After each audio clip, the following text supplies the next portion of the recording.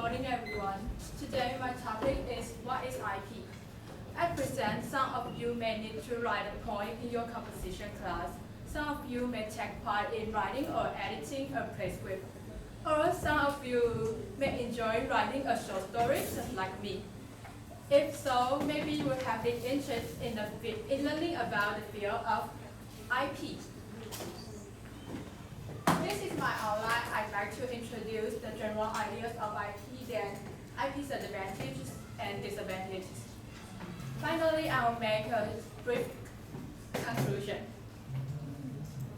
Let's talk about the definition of IP first.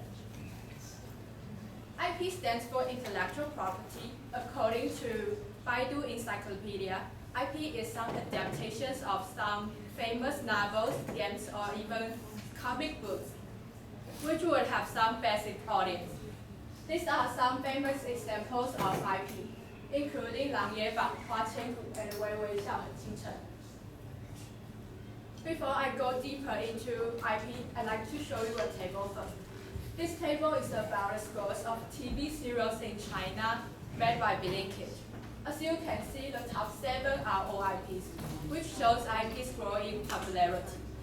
Besides, 微微笑很倾城 ranked the top 1. Because it is so popular, I'd like to use some examples to introduce IP in the following speech. Sorry, the picture is going, but we can keep going. Basically, besides the definition of IP I just mentioned, we also care about how IP makes profits. Basically, there are 3 ways for IP to make profits, including the membership fee, tie-in, and advertisements.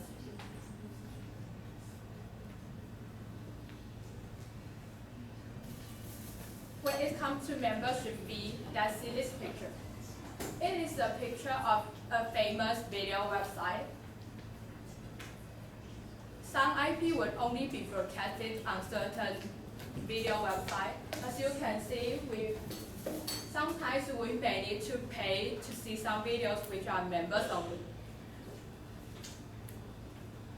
The second way for IP to make profits is IP's tie-in. As you can see, 微微笑很倾城 issued its photo albums. Another IP, 花千骨 issued its The Same Damn Games. The third way, also the most important way for IP to make profits, is advertisements. Taking Weiwei for example again, there are 16 advertisements included in this IP. I just pick up some examples. In this picture, a circle represents an advertisement. Throughout this IP, these advertisements appear again and again. Now it's time to talk about the IP's advantages and disadvantages. The first advantage of IP is of course that IP would have some basic audience because most of our IP are already famous. The second disadvantage is that there are various ways for IP to make. There are various ways to promote IP. Taking Weiwei for example again. Although Weiwei doesn't issue its own games, it do cooperate with a game company. Because the main character of Weiwei in the original book are either game makers or game players. So the producers team do need a game to fit the plot. So they ask the game company for cooperation. This is a smart decision, as you can see. Let's see this graph. This graph is from Baidu. And the horizontal axis refers to time, the vertical axis refers to click-through rate. As you can see, the click-through rate of after the release of Weiwei at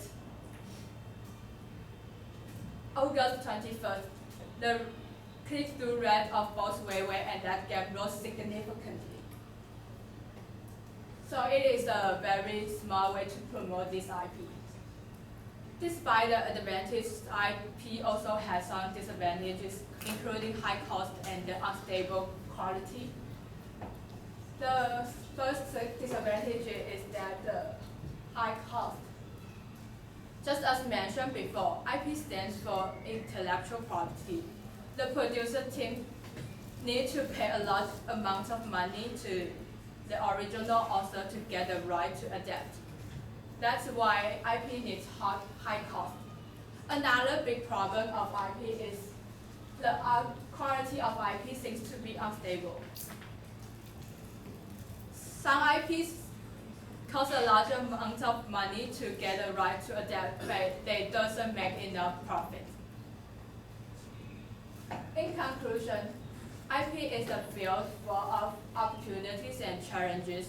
If you are interested in this field, you need to take all aspects into consideration to reach success. This is a reference. Thanks for listening.